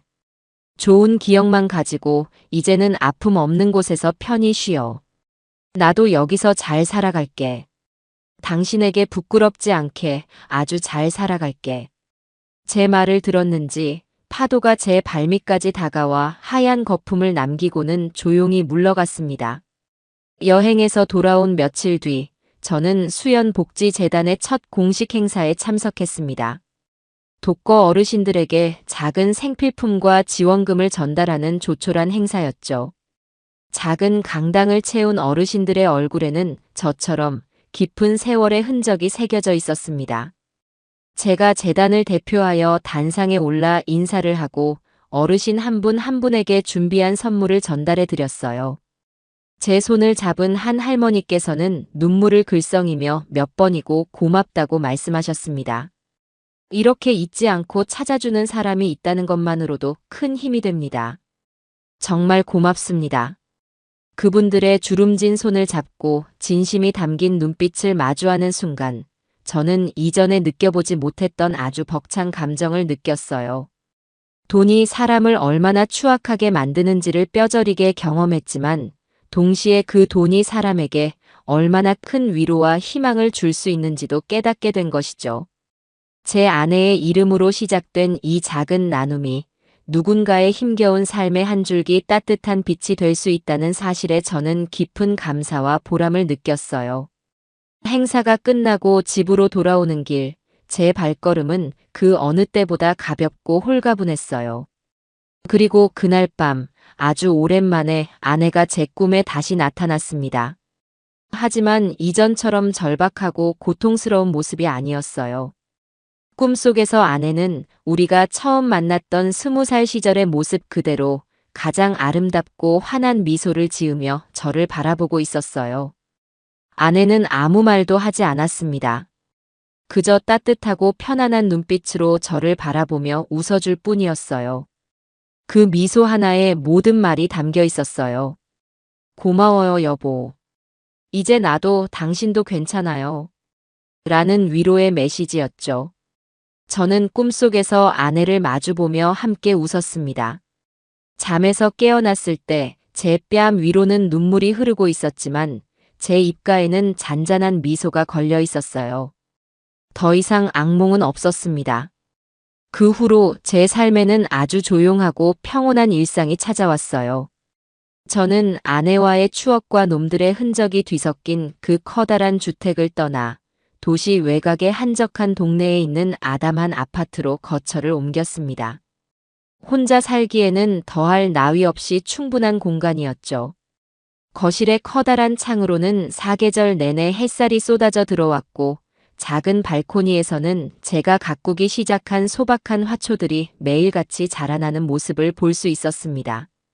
아침에 눈을 뜨면 가장 먼저 하는 일은 창문을 활짝 열어 밤사이 고여있던 공기를 내보내고 맑고 신선한 아침 공기를 집 안가득 들이는 것이에요. 더 이상 악몽에 시달리며 식은땀을 흘린 채 깨어나는 일은 없었습니다. 이제 제 아침은 새소리와 함께 그리고 살아있다는 고요한 안도감과 함께 시작되었죠. 제게는 새로운 규칙들이 생겼습니다. 아침 식사는 거르지 않고 꼭 챙겨 먹는 것, 매일 아침 저녁으로 가벼운 스트레칭을 하는 것, 그리고 텔레비전 뉴스보다는 종이 신문을 읽는 것이었죠. 세상의 자극적이고 소란스러운 소식들로부터 한 걸음 물러나 제 삶의 속도에 맞춰 세상을 받아들이고 싶었어요. 신문을 넘기며 커피 한 잔을 마시는 아침의 고요함은 지난 몇 달간 제가 겪었던 폭풍 같은 시간들을 생각하면 기적처럼 느껴지기도 했습니다. 오전에는 주로 수연복지재단에 나가는 일이 많았어요. 제가 이사장이라는 거창한 직함을 가지고 있기는 했지만 실제로는 그저 굳은 일을 돕는 늙은 봉사자에 불과했죠. 저는 재단에서 후원하는 독거 어르신들 댁에 직접 찾아가 말벗이 되어드리거나 거동이 불편한 분들을 위해 장을 받아드리는 일을 주로 했답니다. 하루는 아내와 참 많이 닮은 한 할머니 댁을 방문했어요. 자식들과 연락이 끊긴 지 오래되었다는 그분은 제가 갈 때마다 어찌나 반가워하시는지 모릅니다. 아이고, 이사장님 또 오셨네요. 이렇게 매번 귀한 걸음 해주셔서 어떡해요. 별 말씀을요, 어르신. 제가 좋아서 오는 건데요. 오늘은 시장에 갔더니 늙은 호박이 아주 좋더라고요. 어르신 호박죽 좋아하신다고 해서 좀 사왔어요. 저는 할머니와 마주 앉아 서툰 솜씨로나마 함께 호박죽을 끓여 먹으며 두런두런 이야기를 나누었습니다. 할머니께서 살아오신 기구한 인생 이야기를 듣다 보면 제 아픔은 차라리 아무것도 아니라는 생각이 들 때도 있었죠. 할머니는 제게 이사장님은 참 좋은 일을 하셔요. 하늘에 있는 사모님께서 아주 자랑스러워 하시겠어요. 라고 말씀하시더군요. 그 말을 듣는 순간 제 마음속에서 무언가 뜨거운 것이 울컥 차오르는 것을 느꼈습니다. 저는 제 아내의 이름으로 그리고 아내의 따뜻했던 마음으로 이 세상에 작은 온기를 더하고 있었던 겁니다. 때로는 동네 복지관에 나가 새로운 것을 배우기도 했어요. 젊었을 적부터 배우고 싶었지만 먹고 사느라 바빠 엄두도 내지 못했던 서에 교실에 등록했죠. 처음에는 붓을 잡는 것조차 어색하고 맘처럼 되지 않아 애를 먹었습니다. 하지만 하얀 화선지 위에 검은 먹물이 스며들며 한 글자 한 글자가 완성되는 것을 보고 있노라면 제 마음속에 복잡했던 상념들이 차분하게 가라앉는 것을 느낄 수 있었어요. 옆자리에 앉은 다른 노인들과 서로의 글씨를 뽐내고 때로는 훈장님의 꾸지람을 함께 들으며 웃다 보면 제가 마치 어린 시절로 돌아간 듯한 기분이 들기도 했답니다. 그렇게 저는 새로운 사람들과 관계를 맺고 새로운 세상에 발을 들여놓으며 아주 천천히 그러나 분명하게 제 삶을 다시 채워나가고 있었어요. 오후에는 주로 철민이와 함께 시간을 보냈습니다. 저희는 동네 공원 벤치에 앉아 돋보기를 쓰고 신문을 읽기도 하고 경로당에 들러 다른 노인들과 어울려 장기를 두기도 했죠. 특히 바둑은 저희 둘의 가장 큰 즐거움이었어요. 네모난 바둑판 위에 흑돌과 백돌을 하나씩 놓아가다 보면 마치 우리네 인생의 축소판을 보는 것 같았습니다. 이놈, 정수야. 내 돌이 지금 다 죽게 생겼는데 어딜 두는 게냐? 허허, 시끄럽네. 인생이라는 게 말이야. 돌 몇 개 죽는다고 끝나는 게 아니야. 다 이 판을 길게 보고 두는 수지. 저희는 유치한 농담을 주고받으며 시간 가는 줄 모르고 바둑에 몰두했습니다. 바둑이 끝나고 집으로 돌아오는 길에는 늘 세상 돌아가는 이야기를 나누었죠. 정치인들 흉을 보기도 하고 요즘 젊은이들은 이해하기 힘들다며 함께 혀를 차기도 했습니다. 철민이는 제게 유일하게 남은 가족이자 제 모든 것을 이해해주는 든든한 버팀목이었어요. 친구가 없었더라면 지금의 평온한 일상은 아마 상상도 할 수 없었을 겁니다. 그러던 어느 날이었어요. 여느 때처럼 우편물을 확인하기 위해 아파트 1층의 우편함으로 내려갔습니다. 각종 고지서와 광고지들 사이에 낯익으면서도 낯선 편지 한 통이 꽂혀 있었죠. 발신인의 이름은 없었지만 편지 봉투에 찍힌 교도소의 검열 도장을 보는 순간 저는 그것이 누구에게서 온 것인지 단번에 알 수 있었습니다. 민우 혹은 시은이 보낸 것이었죠. 저는 그 편지를 손에 들고 잠시 그 자리에 서 있었습니다. 심장은 이상하리만치 평온했어요. 예전 같았으면 분노에 차올라 그 자리에서 찢어버렸거나 혹은 그 안에 무슨 변명이 담겨 있을지 궁금해하며 집에 가져왔을지도 모릅니다. 하지만 지금의 저는 그저 무덤덤할 뿐이었어요. 그 편지는 마치 다른 세상에서 온 저와는 아무런 관련이 없는 물건처럼 느껴졌죠. 저는 편지를 들고 엘리베이터를 타고 집으로 올라왔습니다. 그리고는 식탁 위에 그 편지를 올려놓고 한참 동안 말없이 바라보았어요. 제 머릿속에서는 여러 가지 생각이 스쳐 지나갔습니다. 저 안에는 어떤 내용이 담겨 있을까? 뒤늦은 사죄와 반성의 말일까? 아니면 자신의 처지에 대한 원망과 저주일까? 어쩌면 또다시 동정심에 호소하며 용서를 구하는 말일지도 모르죠. 하지만 그 어떤 내용이든 이제 제게는 아무런 의미가 없었습니다. 용서라는 것은 과연 누구를 위한 것일까요? 죄를 지은 사람의 마음의 짐을 덜어주기 위한 것일까요? 아니면 상처받은 사람의 마음을 치유하기 위한 것일까요? 저는 오랫동안 고민했습니다. 그리고 마침내 결론을 내렸죠. 제가 그들을 용서하든 용서하지 않든 이미 벌어진 일들은 결코 되돌릴 수 없다는 것을요.